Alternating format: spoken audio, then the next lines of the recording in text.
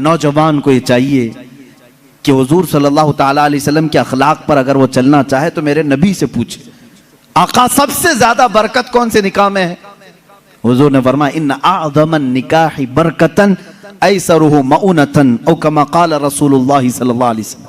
मेरे आका सल्लल्लाहु ताला अलैहि वसल्लम की हदीस है, फरमाते हैं सबसे ज्यादा उस निकाह में बरकत होगी जिस निकाह में खर्चा कम किया गया हो। हुजूर पाक सल्लल्लाहु अलैहि वसल्लम ने फरमाया।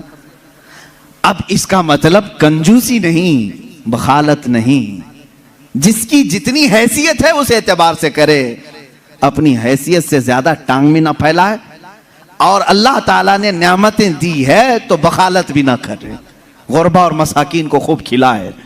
इसलिए कि अल्लाह के नबी सल्लल्लाहु ताला अलैहि वसल्लम के तकरीबन 11 निकाह, उसमें सब अलग अलग किस्म के हुए हैं।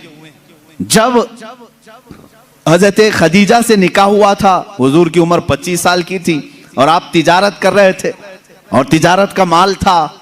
आप सल्लल्लाहु ताला अलैहि वसल्लम ने जो निकाह फरमाया उसमें लोगों की दावत भी हुई। एक निकाह हुआ हजरत सौदा रज़ियल्लाहु ताला अन्हा से, वो उस निकाह में सिर्फ खजूरें बांटी गई और कुछ भी नहीं। फिर हुजूर सल्लल्लाहु ताला अलैहि वसल्लम ने हजरत ज़ैनब से निकाह किया, हजरत मैमुना से निकाह किया, उसमें तो बकरा ज़बह करके वलीमा किया हुजूर पाक ने, और उतनी बड़ी दावत किसी और में नहीं। क्यों? ये मैं हालात बता रहा हूं। जब तुम्हारे पास माल था या माल आया है उस एतबार से तुम्हें करने की इजाजत है, और जब ना हो तो कर्जा लेकर के दिखावा करने की इजाजत शरीयत ने नहीं दी है। शादियों के लिए इस तरह से लोग मकरूज हो जाते हैं। कई लोग ऐसे हैं जो अपनी पता नहीं अजीज अजीज चीजें उठाकर बेचते हैं, नहीं सिर्फ 4 लोगों में मुझे मुंह दिखाना रहता है, मुंह दिखाना रहता है, निकाह करना है बेटी का, निकाह करना है फलां का। और आज के मुआशरे से मैं नौजवानों से कहूंगा, मेरे सुनने वाले जितने नौजवान हैं, अगर नबी से मोहब्बत करते हो इस मिलाद में एक अज़म कर लो, एक अहद कर लो, हम में से जिसका निकाह होगा, हम जिससे निकाह कर रहे हैं, हम ससुर के लिए बला बन के नहीं उतरेंगे। हाँ, आज बहुत सारे दामाद बला बन चुके हैं, बला हैं, वो वबा हैं, इसलिए कि बेटी एक बार दिया है और ये बीमारी जिंदगी भर की लगा लिया है। हाँ, कई लोग हैं ऐसे। कड़वी जरूर है मेरी बात, जिसने अपनी बेटी दिया है और वो पीछे लग गया है। कल ही एक खातून मेरे पास आई, शादी होकर के उसके 9 साल हुए हैं, बच्चे भी हैं। वो रोती हुई आई, कह रही है कि मेरी माँ, उसकी माँ बेवा है, उसके बाप का इंतकाल हो चुका था बरसों पहले, और बरसों पहले मेरे बाप की जो प्रॉपर्टी थी खानदानी, वो मेरी बेवा माँ को मिली है। वो कुछ लाख रुपए आ गए हैं, और जैसे ही मेरे घर में मालूम हुआ है, शोहर ने मुझे बाहर निकाल के घर भेजा है, जा तेरी अम्मा को जो प्रॉपर्टी में मिला है उसमें से 2 लाख मांग के लेके आ। मुआज़ल्लाह, भिखारियों से क्यों शादी करते हो? इस तरह के लोग जो अपनी औरत पर अपना महल सजाना चाहते हैं, उनकी हैसियत बहुत जलील है, बहुत जलील। मैं आपको बताऊं, तुम बर्बाद होना चाहते हो, जिसकी ख्वाहिश है वो मुझसे पूछ ले, मैं बता दूंगा। तौबा अस्तगफिरुल्लाह, कोई नहीं चाहेगा। हर कोई बरकत का रास्ता हमसे पूछता है, लेकिन ये रास्ता भी मैं बता देता हूं। जो अपना बिजनेस और अपनी बरकत सब बर्बाद करना चाहता है, उसके लिए बाज़ बुजुर्गों ने फरमाया, वह अपनी बीवी से जबरदस्ती उसका माल लेकर के बिजनेस में लगाया हो, वहीं से शुरुआत हो जाएगी नहुसत की। उसके दिल को तोड़कर जो माल ले जाकर के लगाओगे तो फिर वहां से, हाँ, बखुशी देना और बात है, पसंदीदगी के साथ देना और बात है। बहुत सारे लोग शादियों के बाद अपनी बीवियों पर दबाव डाल करके उनका सारा जेवर उठाकर ले जाकर रख देते हैं और उस पर तिजारत करने की कोशिश करते हैं। कहां की बरकत? किसी का दिल रो रहा है और तुम अपनी दुकान सजाने जा रहे हो। तुम्हें तो शादी इसलिए करने का हुक्म हुआ था, एक कमजोर मखलूक तेरे निकाह में आ रही है, तू कमा और उसे खिला। यहां उल्टा हो गया, उसी से तू कमाना चाह रहा है। ये उल्टा नहीं हो गया? बहुत सारे लोग ये इंतजार में रहते हैं, शादी होगी तो अभी मांगना क्या क्या है, कार मांगे कि बाइक मांगे और क्या क्या चीजें मांगे। उन भिखारियों से मैं कहता हूं कटोरा लो और गली गली घूमो, हर जगह जाओ, 1 साल में बहुत कुछ मिल जाएगा। और अगर तुम्हें शर्म आती है तो मेरे अजीजों, एक खातून से और उसके बाप से इस तरह के मुतालबे हरगिज ना करो।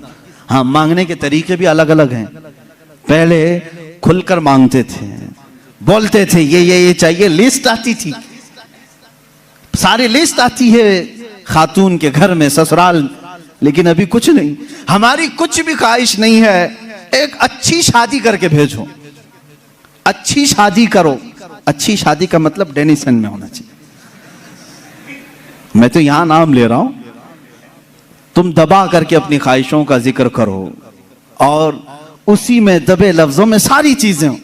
हमको कुछ मत देना, अपनी बेटी को ही जो कुछ भी देना है दे दो, हम उस पर नहीं कहेंगे। और बाप बेटी को जो जो दे बाद में ताना मारेंगे, क्या तेरा बाप इतना नाअहल है, तुझे एक वॉशिंग मशीन नहीं दिया, तुझे एक पलंग नहीं दिया, तुझे एक तिजोरी नहीं दिया, तुम तो कह रहे थे कुछ नहीं चाहिए। अजीजा ने गिरामी, ये भी तरीका भीख मांगने का ही है। भीख मांगने, ये जहेज की लानतों को खत्म करो। जो वो अपनी खुशी से ले आए वो उसका माल है, तुम्हारा नहीं। औरत जो अपने घर से लाती है वो उसका खुद का माल है, शोहर का नहीं, ना ससुराल का है।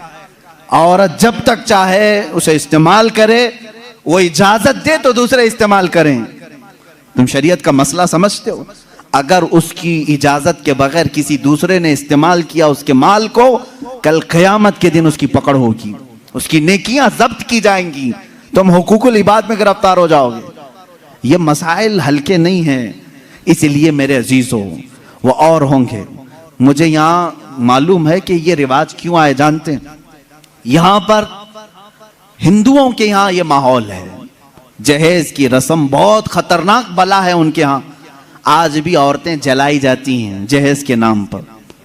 बाज स्टेट ऐसे हैं आज वहां जहेज के नाम पर बहुत खतरनाक मामलात ससुराल वाले करते हैं। ये रस्म और रिवाज पहले से चली आई, जिसकी वजह से आप लोगों ने ये अडॉप्ट किया। वरना मैं कहता हूं नौजवानों को, अरब में जाओ, शादी करना मुश्किल हो जाएगा। हाँ, वहां पर तुम क्या मांगोगे? तुम्हें बाप एक फूटी कोड़ी भी नहीं देगा लड़की की, लड़की का बाप कुछ नहीं देगा, बल्कि प्लस लड़की तुमसे मांगती है 1 लाख रुपए मेहर में रख, तब मैं शादी के लिए तैयार होती। वहां औरतें मांगती हैं। सऊदी में तो आधा किलो पाव किलो सुन्ना मेहर में देना पड़ता है। बेचारे कितने नौजवान ऐसे कमाते कमाते मेहर की रकम 40 साल के हो जाते हैं।